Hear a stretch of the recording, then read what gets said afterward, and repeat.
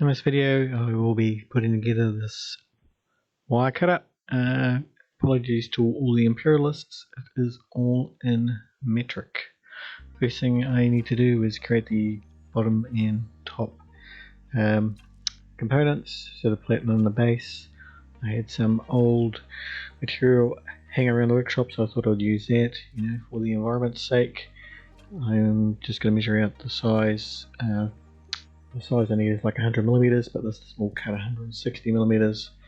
So I cut my base 300 by 200 millimeters, and as you can see, I'm using a keychain for my measurement tool, so my requirements for accuracy are quite low. So I mark out the top and the bottom, and then although I'm not particularly accurate, I make sure everything is square. There's not a straight edge on any of this material, so the chances of it being straight are pretty sort of remote, but that's fine. And chop it up, and there we go. Here's our top and our bottom. Next things are the sides. I didn't have this wood with me, so I just had to go down to the hardware shop and get some pine. As you can see there, I've screwed the top and the bottom together because I sanded them down with a sanding block to try and get the sides at least semi straight.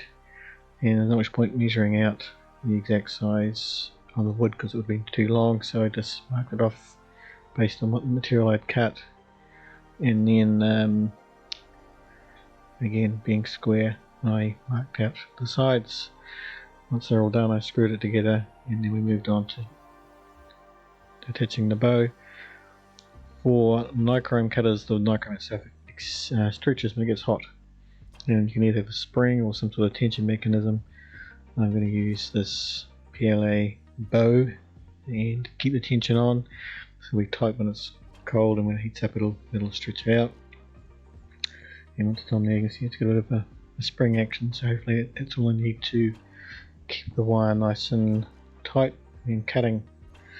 So here's my wire. I had a couple of options here. My normal shop didn't have any nichrome at all, so I went to another shop and they said I could buy an entire roll for $30, or buy this little heater for $3.50, so no sort of guessing what happened there.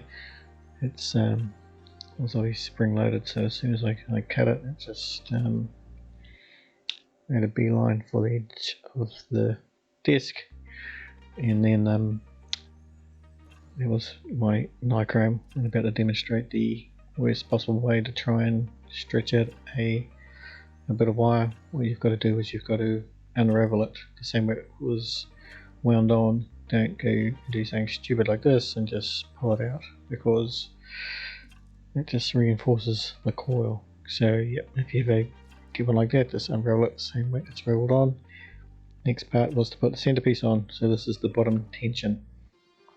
This piece has a metal washer to stop the wire from touching the PLA, because obviously it'll cut through it down the bottom, and where this goes sort of depends on how tight you've got the bow. So this, when you're fitting it, move this bit back and forward and get the wire square, and then decide where you want to screw it in, and just try and get the wire in the middle of the washer. And there's a nut down the bottom where you would set the position as well. So once it's there, mark out your dot of acrylic.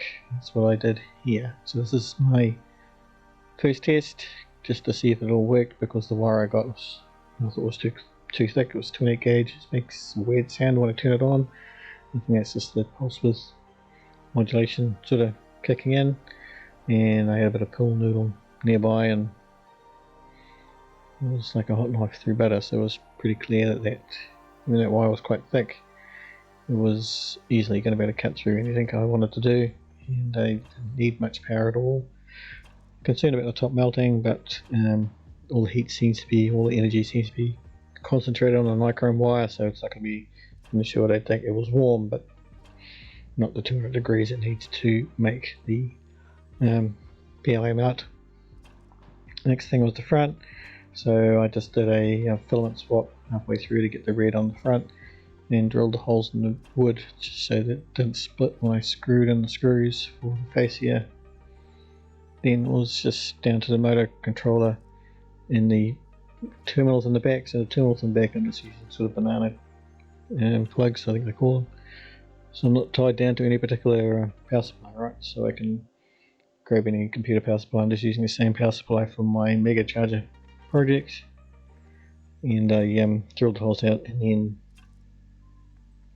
soldered on the wires to the connectors themselves, fed them through the back of this little plate.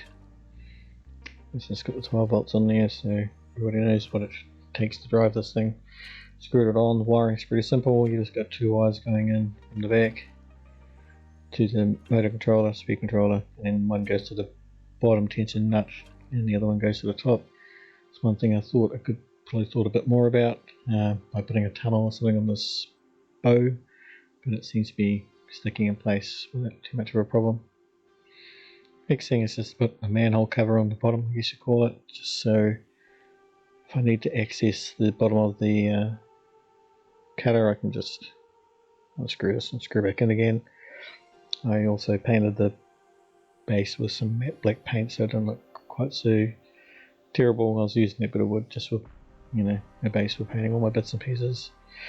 So chucked it in and screwed in the base, and then screwed in the rest of the panel so it fitted on. Obviously with that bit of base on, it sits a bit proud from the floor, so I got some rubber feet from another project and just stuck them on the bottom so there was a bit of sort of clearance is on there, and once it was on, it was rock solid on the bench. Last thing to put on is the guides.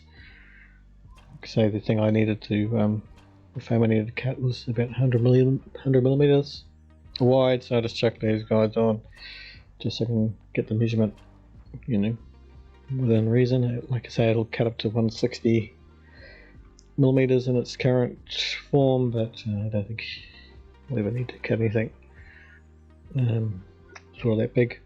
So just put the guides on and make sure they're sort of flush to the side of the platen, I guess you call it, and just check that those guides move back and forward without too much of an issue, and they seem pretty good. And then I thought I'd give it when it was all assembled, I would make sure that the whole thing was still functioning and give it just one more test with a bit more pull noodle. So move those guides all the way up to about 35-40 millimeters, push the pull noodle up to the side of the guide, and I don't think I had a temperature quite high enough for this cut, so you can see the wire starts to bow a bit. I'd crank up a bit more and give it a couple more turns. That motor controller has as you can see, it's got a bright LED, so I thought I need to put a LED on the front just so you know it was on, but it's pretty clear. You can tell that the unit's turned on, and the top is still, you know, not too hot a temperature, so I'm not too fussed about it melting. The front switch is powered off. You can see the whole power off and turn it back on, so it's power switch, adjustable regulation, and also an LED indicator, so it's all in one really. It's really good.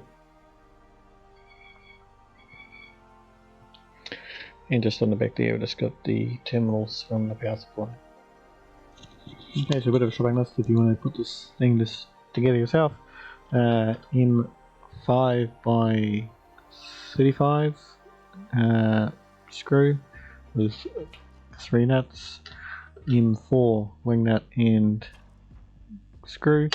It's about 25 millimeters. These are M3s by 20. Couple of washers and a couple of nuts. You probably get them in a pack. These screws are M3 by 16. You probably get about 30 of those. And these are M3 by 35. And you need 4. They just go in the sides to clamp wood on. These ones, little ones, go everywhere, across the top, around the back. You also need the nichrome wire. Like I say, if you don't know where to get it from a vape shop, and they got tons of the stuff. And just on the back. Got the terminal connectors and the speed controller, and like probably 250 grams of PLA. There's bugger all PLA in this, although most of it is PLA, I guess. But there will be a shopping list in the show notes. You could probably print the whole thing PLA, but it would be a nightmare. And of course, the top, this is just some acrylic. You could use any wood if you wanted to. This is 4mm acrylic on the top, and 6mm sort of particle board on the bottom. Give it a go.